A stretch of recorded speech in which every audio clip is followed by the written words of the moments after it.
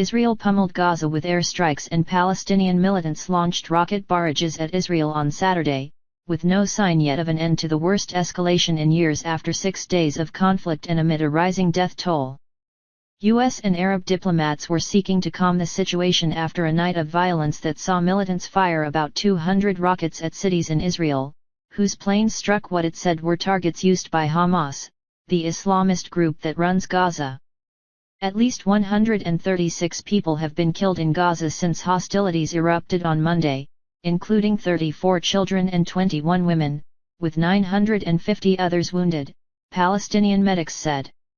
Israel has reported 8 dead, including a soldier on the Gaza border and 6 civilians, 2 of them children. Overnight, the Israeli bombardment killed at least 12 Palestinian in Gaza, medics said, including a woman and 4 of her children who died when their house in a refugee camp was hit. 3 others died, with others wounded, the medics said.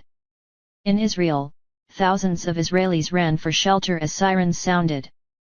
One rocket launched from Gaza struck a residential building in the southern Israeli city of Beersheba, police said. Media said some people were hurt in the town dashing to cover. In Gaza, Akram Farouk, 36, dashed out of his home with his family after a neighbor told him they had received a call from an Israeli officer warning that their building would be hit.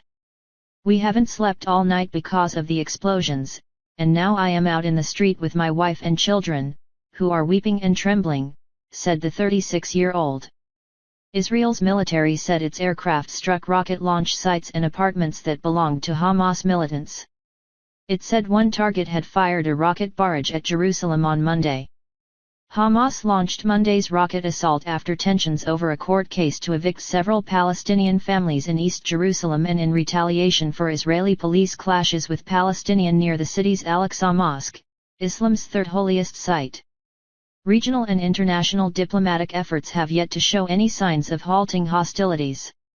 Egypt, which has been leading regional efforts, sent ambulances across its border with Gaza to bring Palestinian casualties to Egyptian hospitals. U.S. President Joe Biden's envoy Hadi Amr, Deputy Assistant Secretary for Israel and Palestinian Affairs, flew into Israel on Friday, before Sunday's UN Security Council's meeting. Washington says he aims to reinforce the need to work toward a sustainable calm. Racing for cover. Palestinian casualties now extend beyond Gaza.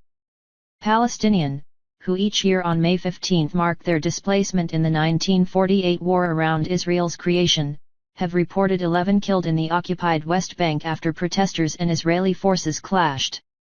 In Israel, from small towns bordering Gaza to Beersheba and metropolitan Tel Aviv, people now race for cover when they hear sirens wail, radio and TV warnings or red alert messages beeping on cell phones.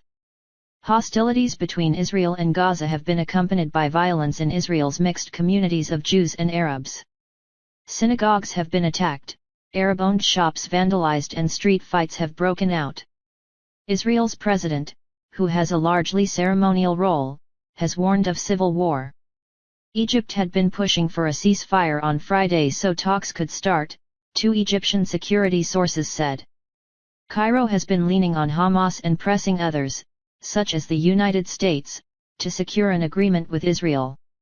The Egyptian and Jordanian foreign ministers discussed efforts to end the Gaza confrontation and to prevent provocations in Jerusalem, Egypt's foreign ministry said. The talks have taken a real and serious path on Friday, a Palestinian official said. The mediators from Egypt, Qatar, and the United Nations are stepping up their contacts with all sides in a bid to restore calm, but a deal hasn't yet been reached. The United Arab Emirates called on Friday for a ceasefire and talks, offering condolences to all victims. In September, the UAE and Bahrain became the first Arab states in a quarter century to establish formal ties with Israel. Israel's military said on Saturday about 2,300 rockets had been fired from Gaza at Israel since Monday, with about 1,000 intercepted by missile defenses and 380 falling into the Gaza Strip.